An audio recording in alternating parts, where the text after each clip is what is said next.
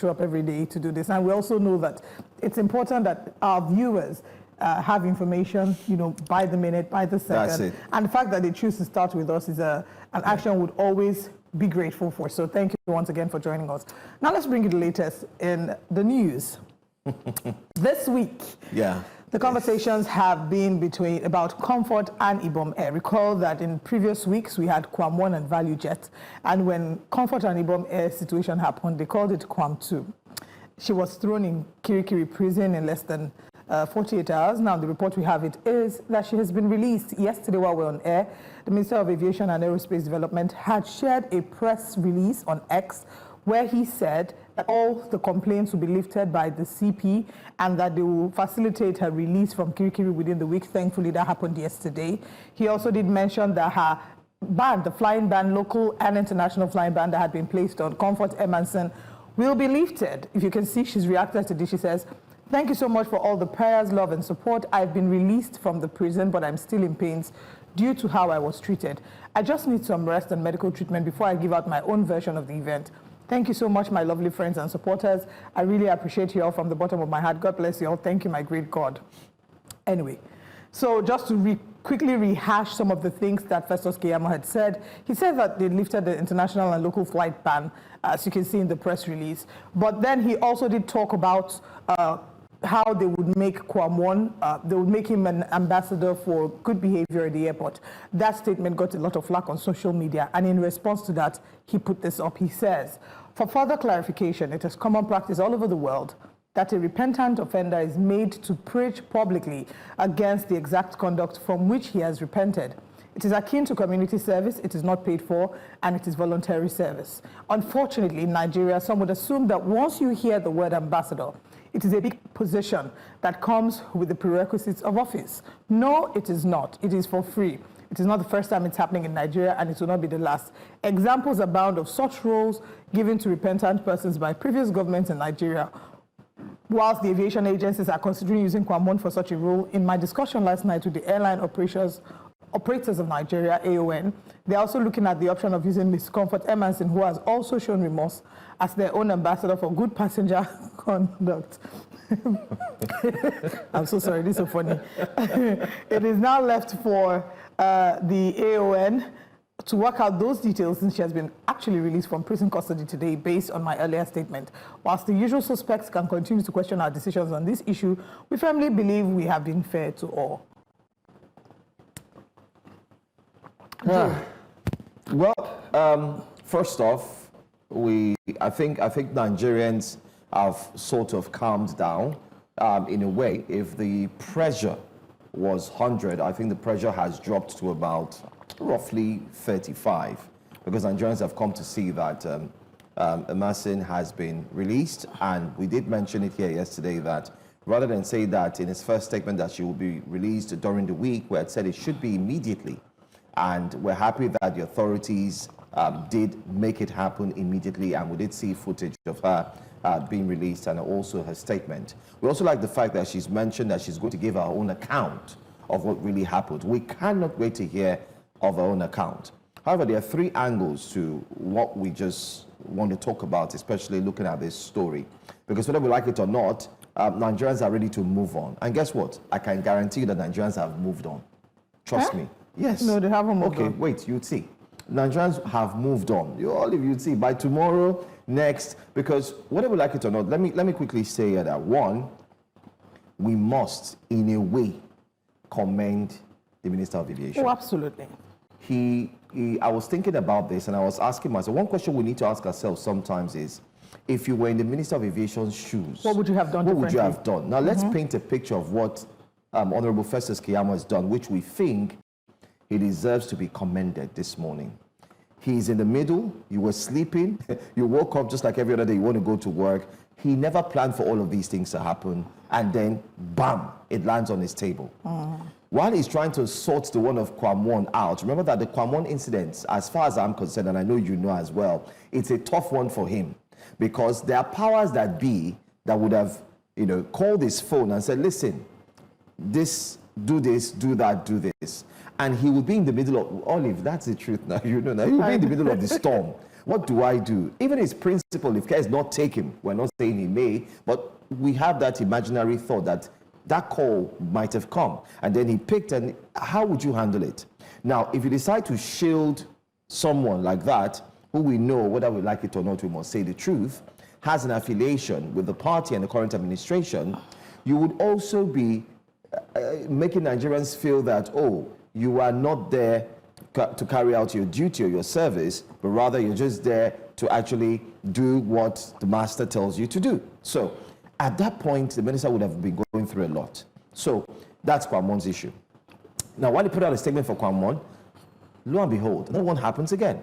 So how he was able to handle all of this and do it in quick time, let's be honest, this is one of the quickest responses we've gotten in a very turbulent situation, right, where you've seen a minister put his hands on.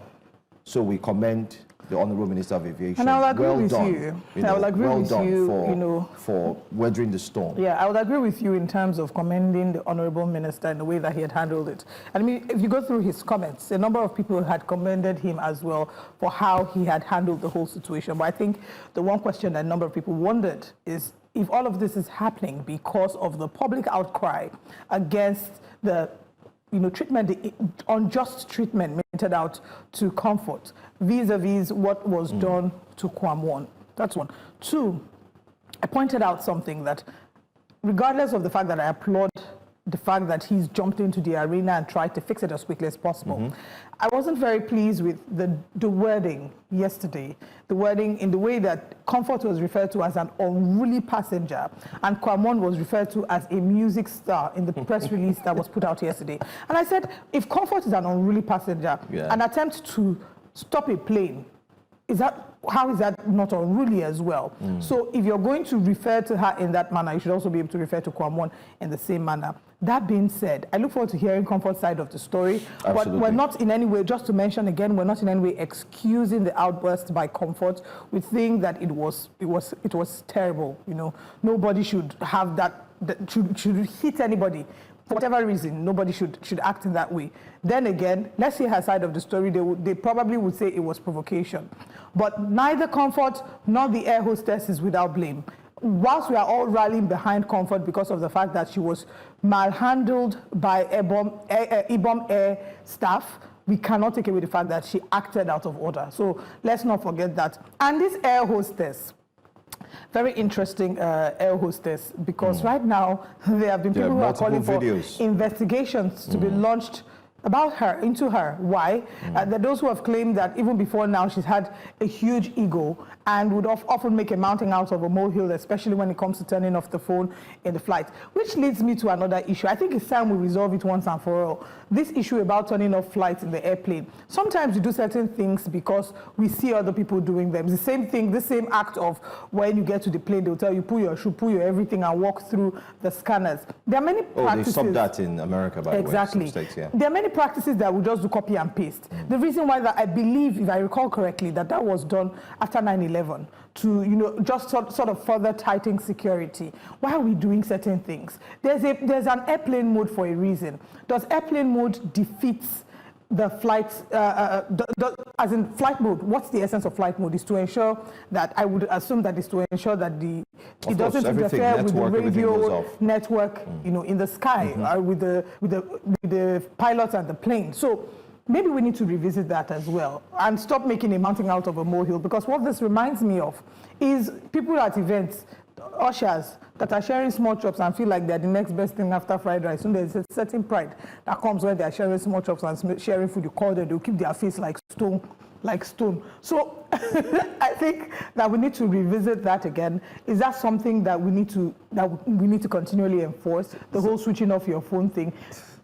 Because the truth is, you go outside Nigeria, I think many flights outside Nigeria, nobody bothers about hounding you to switch off your phone. Just put your phone on focus. Thanks for bringing this up. Maybe we'll take some time, probably tomorrow, and break it down for our viewers so they understand. And invite an aviation expert. The risks, and of course, the dangers. Maybe invite a pilot and ask them to tell us the truth. No, we know certain reasons as presenters, but like I said, maybe for the benefit of our viewers. No, me, I don't know. Please speak for yourself. I don't know. All right, so we won't do that now, but we'll take time to break it down so everybody can get the information. But then again, like you've already said, we commend the Honorable Minister. We also want to commend Nigerians. Yes. We commend you. Yes. For taking time out to speak up. It was the public outcry that ensured that they jumped into this as quickly as they did. Imagine if everyone kept quiet. But it also shows that where justice sings, everybody listens. And that's exactly what happened right now, where justice was loud, the call for justice was loud, and every Nigerian thought it's high time that they lent their ears to listening and then joined in that chorus. Now, to piggyback on what you've just said about Nigerians understanding our collective voice and us calling for justice, you know this attitude where, excuse me, whereas Nigerians we tend to look the other way if it doesn't concern us, we need to drop it, because I want to hear comfort side of the story, but from the eyewitness reports we've seen on social media, in the airplane, if a number of people had stood up for her, this would not have happened. It's the same thing that happens when we see people being mishandled by the police and you look away because it's not your business. If the people on board, there's a man, I've forgotten his name now, who said, yes, this was the person who said an eyewitness account from Uyo to Lagos, and this man shared his experience, talked about the fact that comfort sat across, and the lady, the air hostess, told her to turn off her phone, and that she said, okay, she was trying to do it. Next in air hostess 2 came, that's this one in the video, came, and it became an issue. And she tried to tell her that, look, I can't turn off my phone. My power button has an issue. Can you help me turn it off? I don't know from what. And then the lady started telling her, please just go ahead and turn off your phone. And she said to her that, look, I cannot read, in a low tone, that can you help me? I can't read. And the lady got upset and insulted her. She said to her, is this a reason why you should insult me? Because I told you I can't read. Something like that. I can't confirm that. See there.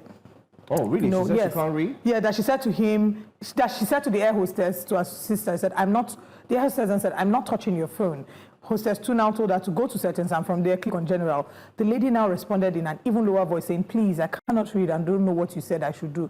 Can you just help me? Hostess 2 now retorted, please, I don't have time for your nonsense. Better switch off that phone immediately. Then the gentleman sitting to the left of the person recounting this says, you know, he says they were flabbergasted when they heard this and could not believe an air hostess could speak so condescendingly and unnecessarily humiliate a passenger, perhaps because she was a single female. Then they intervened, asked the gentleman sitting next to the lady by the window of her row to assist her. He collected the phone and was assisting her. And then Miss Emerson then started to talk to her and ask her if anything was wrong with being unable to read and why she had to humiliate her like that to the whole public.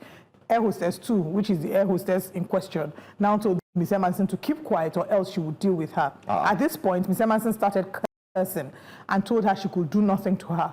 Hostess 2 then said, okay, you will see. She then left in a puff and proceeded to the cockpit and never came back. Okay, so that's where. So you see, Olive, time is revealing things. But then again. And then he even shared his boarding pass. So he put his name. Yeah, he shared his boarding pass to let us know that he was actually on that flight. But what I just want to highlight very quickly, so as we move on, is the fact that, like we've always said here, it's always good to balance the stories. Yes. With what we've seen here from an eyewitness, one, it clarifies that the press release put out by Ibom Air is not the absolute truth. Absolutely. It's one-sided. And we did say that on the show. Yeah, we did say that. That something is missing. Exactly. So yes, that it's too obvious. Something is missing. If you put on your investigative journalism hat, you will notice that. Investigative journalism hat. I mean, there's a lot. There's a lot. Very, very porous. Another thing I also want to beg Nigerians, please, for all the air passengers, I know you feel that if you had come out to speak, Nigerians will, curse you, they will do that, but please never hold back when justice sings. Just listen and then come out. If we had more eyewitnesses come out and say, listen, I was there, I'm ready to talk and say what happened, maybe it would have also, in a way, kind of like affected the decisions that would have been taken by the NCAA and the Federal Airports Authority of Nigeria and all the bodies, including the, just name them. They would have looked at it carefully. But we do hear, the update is that they've called eyewitnesses to come forth. And I hope hope that starting this from isn't yesterday. just a thing of, you know how Yeah. in a typical African tradition where they say, oh yeah, you talk your own, say sorry. You say sorry, to a hug and move out. That's what it's going to look like. No, it shouldn't be that way. It should be investigated because a number of wrongful actions took place. Forever, that girl's breast will be on social media.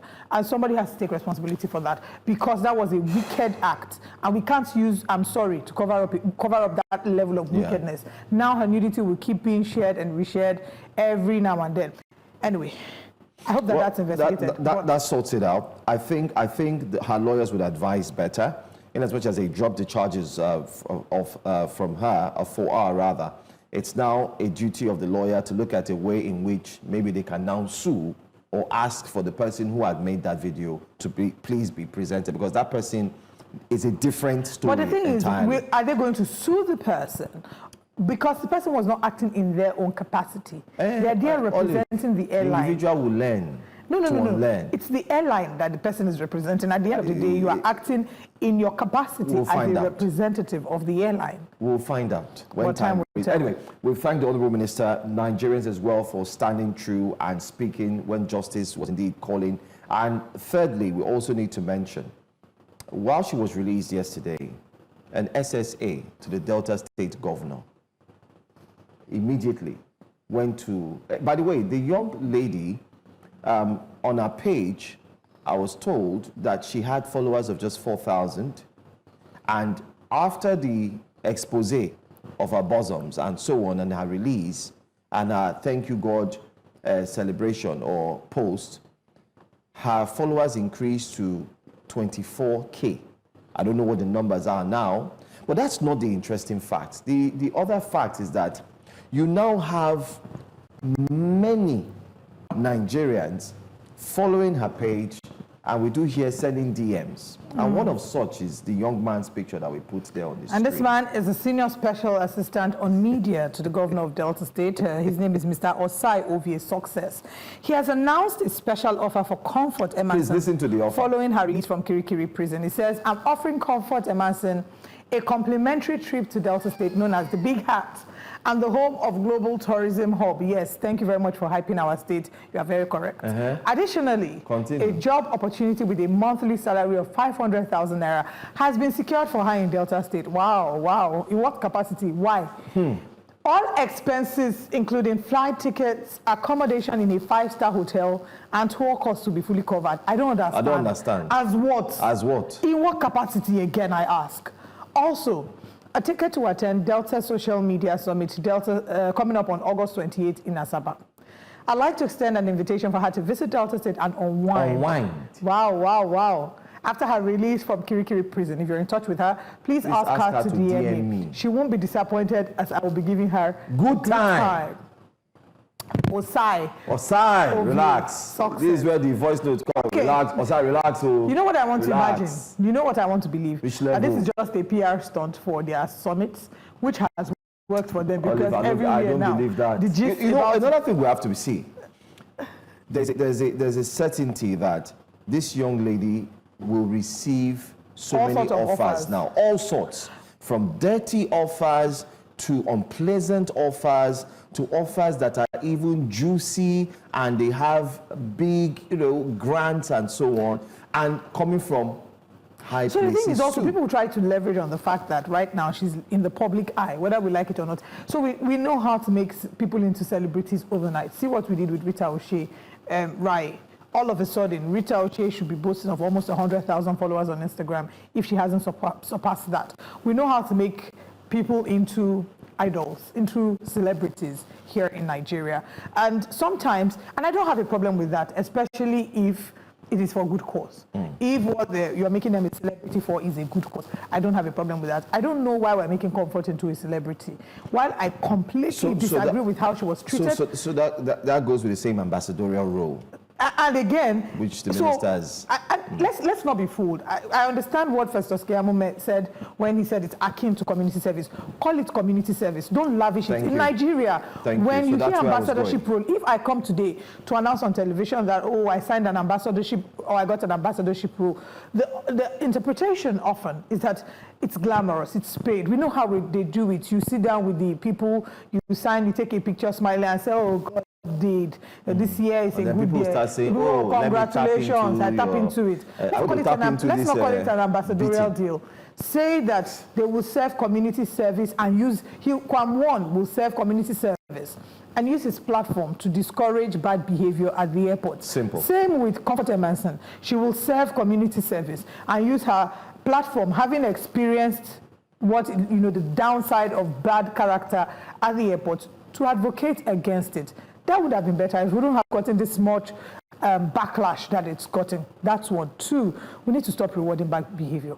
People were asking Emma OVA Success that how many graduates in Delta State have received 500,000 naira? Have given jobs? Have you given them good time? They are giving her 500,000 naira on what account? On right? whose purse? In which taxpayers' money? Wait now, which office? What CV? What qualification? What has she done that is exemplary? And this happens where you can see someone who has done exemplary, maybe in a test, in an exam, and you think, you know what, we want to reward this action, therefore as a state we welcome. In what capacity? We can't deny the fact that Comfort acted very badly. She acted very poorly. She was treated poorly. She was stripped of her right to dignity of human person, and she should get justice for that. But in the same vein, she acted very poorly. We need to stop as a nation. We need to stop rewarding bad behavior. We need to learn to call bad behavior for what it is and stop rewarding bad behavior. Let's hear what Nigerians are saying about it on X. A number of them have been tweeting. And our first tweet, Pastor Okezie says, Pastor has jumped into it. In Nigeria, appointing repentant offenders as ambassadors for good conduct is a common unpaid voluntary practice similar to community service.